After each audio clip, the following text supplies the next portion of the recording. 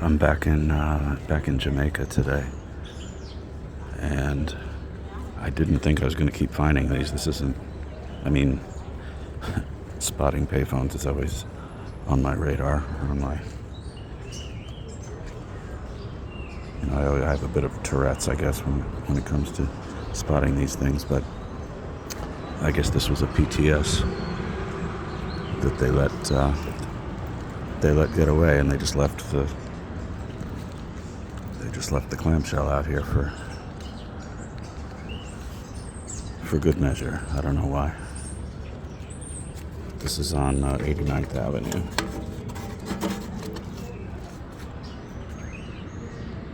I mean, no, it's not. It's on 165th Street, near 89th Avenue.